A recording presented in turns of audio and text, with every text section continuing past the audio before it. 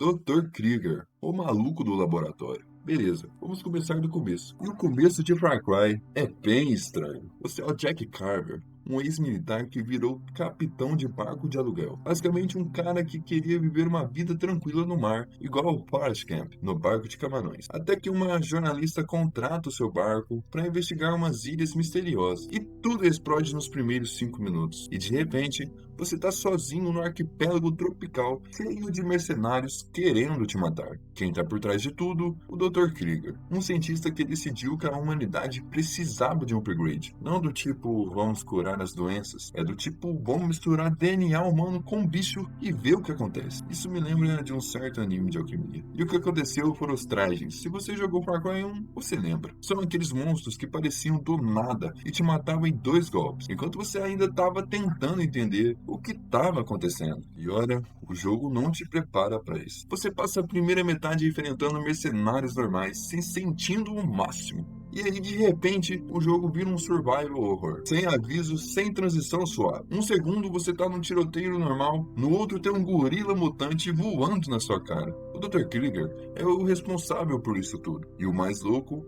é que ele acha que tá certo. Para ele, os trajes são o próximo passo da evolução. Ele não se vê como vilão, se vê como visionário. O tipo de cientista que assiste Jurassic Park e pensa: qual o problema? Funcionou. Os dinossauros são massa. Como vilão, ele não é tão carismático quanto os que vieram depois, mas o papel dele é importante. O Krieger plantou a semente do que o Far Cry se tornaria. Uma franquia onde o antagonista sempre acha que está fazendo a coisa certa. E isso é mais assustador que qualquer traje. Chacal, o fantasma da África. Far Cry 2 é aquele jogo que metade das pessoas amam e a outra metade largavam depois de 2 horas. E é justo, porque esse jogo não facilita nada. Você é um mercenário mandado para um país africano em guerra civil, com uma missão simples: encontrar e matar o Chacal, um traficante de armas que está alimentando os 2 lados do conflito, igual Nicolas Cage em Senhor das Almas. Simples, né? Só que você chega lá, pega a malária nos primeiros 10 minutos, e o próprio Chacal aparece no seu quarto de hotel enquanto você tá morrendo de febre. Ele podia te matar ali, e não mata. Isso já diz muito sobre o personagem. O Chacal é inspirado no Kurtz, de Coração das Trevas, aquele personagem que foi pro meio do nada e enlouqueceu. Só que Chacal não enlouqueceu exatamente. Ele viu o horror da guerra tão de perto que chegou numa conclusão doentia. A única forma de salvar os civis é acelerar a guerra até o ponto de ruptura, armar todo mundo, deixar o conflito ficar tão insustentável que a população foge antes de ser massacrada. É horrível? É. Faz sentido de um jeito torto? Também. E quem jogou Far Cry 2 sabe que o jogo reforça isso na gameplay. Tudo naquele jogo é hostil.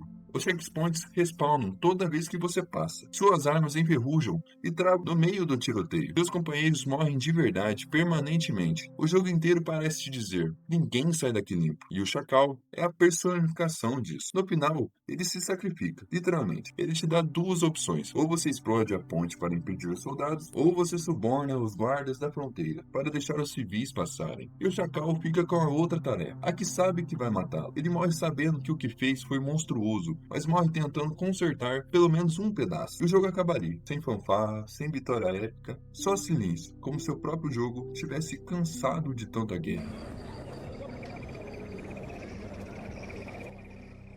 Vaz Montenegro, o vilão que roubou o próprio jogo. Vamos ser sinceros, quando alguém fala Far Cry, a primeira coisa que vem na cabeça é Vaz. Não o protagonista, não a história, é Vaz. E isso é impressionante, porque ele nem é o vilão principal tecnicamente. O chefe de Far Cry 3 é Yuri Valkyr, o traficante de escravos que controla a operação. Mas ninguém lembra do Yuri, todo mundo lembra do Vaz, o que já diz bastante sobre a força desse personagem. Vaz Montenegro é o líder dos piratas que controla as ilhas Hoop. A primeira vez que você encontra ele, você está amarrado numa cadeira. E ele te dá aquele monólogo. O monólogo: você sabe o que é definição de loucura? E ali nos primeiros minutos do jogo, você já sabe que esse cara é diferente. Mas Vaz não nasceu pirata. Ele cresceu nas ilhas, era parte do povo de Rakyat. E a irmã dele, Citra, era a líder espiritual da tribo. E aqui o negócio fica complicado. porque Citra não é nenhuma santa. Ela é manipuladora, obcecada por uma profecia e usou Vaz a vida inteira como ferramenta, até que ele não aguentou mais. Vaz se afastou da irmã e caiu na órbita de Yordo, que basicamente o transformou em uma máquina de violência, drogas, poder e brutalidade. Vaz se tornou o que conhecemos, alguém que flutua entre o carismático e o aterrorizante, que ri de uma piada num segundo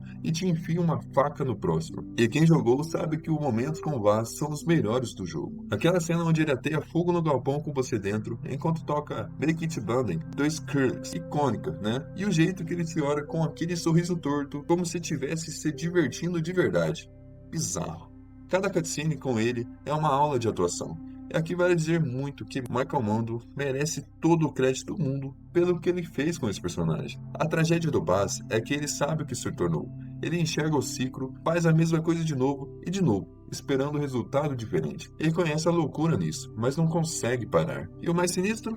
A relação dele com o Jason, o protagonista. Porque Jason começa como um turista rico e mimado, que nunca segurou uma arma. E conforme o jogo avança, ele vai ficando cada vez mais brutal, cada vez mais viciado na violência, cada vez mais parecido com o Baz. O jogo te faz virar o que você queria destruir, e quando você percebe, já é tarde. Baz morre no meio do jogo, e não reclame de spoiler, que o jogo já tem quase 15 anos, e o resto de Far Cry 3 nunca mais atinge o mesmo nível. O que convenhamos, é o maior elogio que o vilão pode receber. Citra, I won.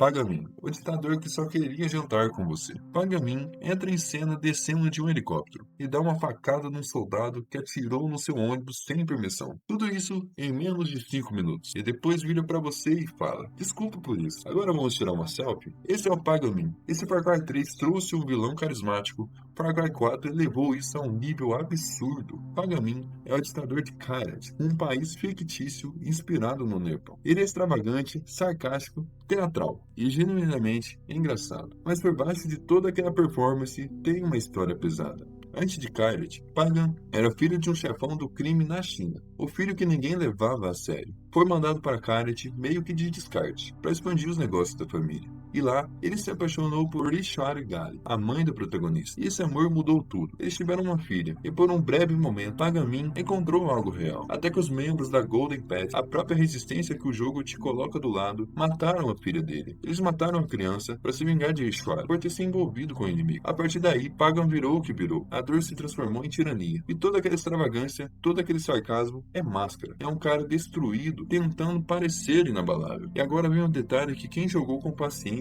descobriu. No começo do jogo, Pagan te recebe, te coloca numa mesa, serve caranguejo e pede pra você esperar. Se você realmente espera, Pagan volta, te leva pessoalmente até o santuário da filha dele, deixa você disparar as cinzas da sua mãe e o jogo acaba. Tem tiro, sem guerra, tem nada. Ele literalmente cumpre com o que prometeu na primeira cena. Isso muda tudo, porque significa que toda a guerra, toda a revolução, toda a violência do jogo foi porque você não teve paciência de esperar. O vilão queria te ajudar desde o começo. Pagamin é aquele vilão que você derrota e depois fica pensando: será que eu tava do lado certo? E a resposta, sinceramente, não é tão óbvia quanto parece. Principalmente quando você descobre que a Golden Path, os mocinhos, são liderados por dois lunáticos que discordam em tudo. E que dependendo de quem você apoia, transformam Kyrat num estado teocrático ou uma ditadura de tráfico de droga. Nada reconfortante, convenhamos.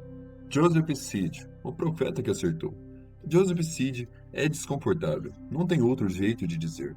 Não é desconfortável tipo Vaz, que te assusta.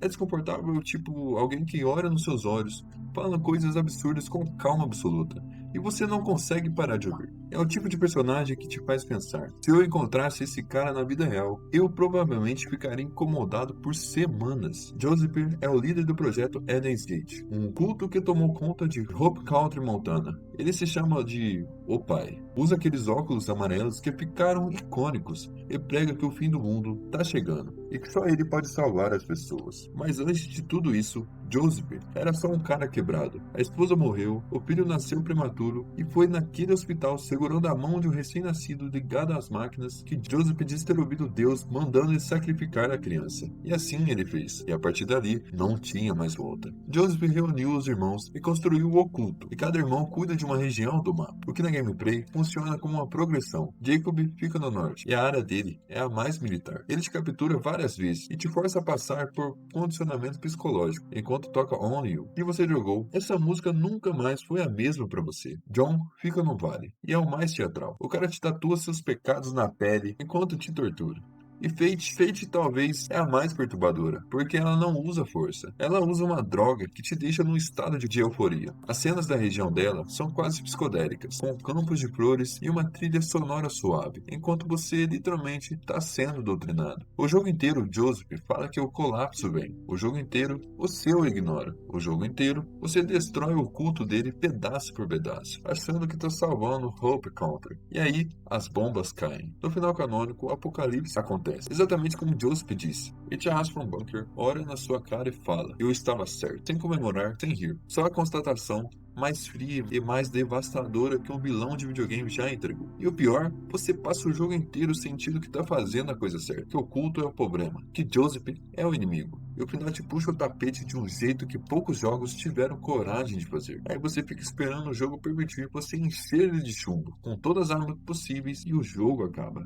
Anton Castilho, o pai que virou monstro. Anton Castilho é o tipo de vilão que você sente antes de ver. Desde o trailer. Aquele trailer com ele e o filho Diego olhando uma granada na mesa. Você já sabia que esse cara era diferente. É porque Anton não é louco, não é excêntrico, não é imprevisível. Anton é o vilão mais controlado, mais calculado e mais assustadoramente racional de toda a franquia. Anton governa Yara, uma ilha fictícia no Caribe com cara de Cuba. Ele governa com a mão de ferro, trabalha escravo e uma indústria farmacêutica baseada no vívero, uma droga anticâncer extraída de uma planta local. Campos de cultivo forçado, população sendo tratada como recurso descartável, dissidentes executados em praça pública. É pesado. Mas a motivação do Anton é o que complica tudo. O pai dele, Gabriel Castilho, também foi presidente de Yara e foi derrubado por uma revolução. Anton cresceu vendo a família cair. Viu o pai ser preso, viveu a vergonha e a perda, o estigma de ser um filho do ditador deposto. E quando reconquistou o poder, não estava governando por ambição, estava governando por medo. Medo de que tudo acontecesse de novo. Medo de perder tudo outra vez. E acima de tudo, medo de perder o Diego. Diego é o filho do Anton e é o verdadeiro centro emocional do jogo, porque Anton faz tudo aquilo, tudo justificando que é pro bem do filho. O regime, a escravidão, a violência, tudo é, na cabeça dele, construir um mundo forte o suficiente para que Diego nunca passe pelo que ele passou. Mas Diego não quer aquilo, e quem jogou vê isso em cada interação entre os dois. Diego questiona, Diego tem empatia, Diego olha para o sofrimento e sente. E Anton vê isso como uma fraqueza, o que cria uma tensão brutal. O pai tentando moldar o filho à própria imagem, e o filho tentando escapar dessa imagem sem perder o pai. Na gameplay, Anton não parece tanto um Vaz ou um Pagon, e isso é uma crítica válida. Você passa muito tempo lidando com os comandantes dele. Castilho está sempre um passo atrás, com uma presença que paira, mas quando ele aparece, cada cena tem peso. Aquelas cutscenes dele com o Diego são das melhores da franquia inteira. E o final é Anton percebendo que perdeu tudo, que a revolução venceu e que Yara caiu. E ao invés de se entregar, ele faz o impensável. Ele pega Diego e, bom, quem jogou sabe. E quem não jogou, provavelmente não estava preparado para isso. Anton Castilho é o vilão que mais dói. Ele era só um pai aterrorizado que destruiu tudo tentando proteger a única coisa que ele amava.